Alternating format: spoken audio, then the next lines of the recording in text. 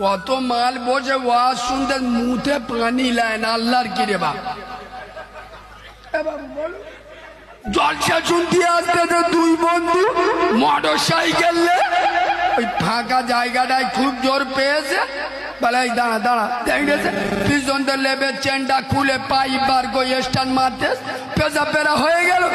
ঘন্টা নেড়ে চেনটা টেনে দিলে দেখেন জল যাই বসে ওয়াজ শুনতে, আর মৌলবী খাজা মঈনুদ্দিন চিশতির ওয়াজ করতে এ মাল বসে সুবহানাল্লাহ সুবহান। ফেরেশতারা বলে কি হলো?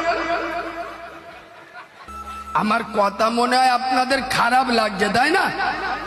এ বাবু সত্যটা বলবো না আজকের মুসলমানদের সেন্টিমেন্ট খুব, নামাজ পড়ে না যে চিটিংবাজের বাচ্চার খারাপ লাগে না। আর আমি মৌলবী যখন বলবো নামাজ না পড়লে জাহান্নামে যাবে, উনি মুখ চুখ বীর হুনামানের মধ্যে শিখে যাবে।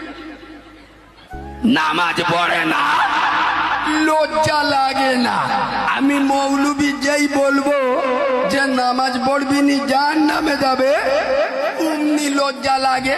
মানে পাক্কা সিটিং বাদ, জালি মাল আপনি ধরে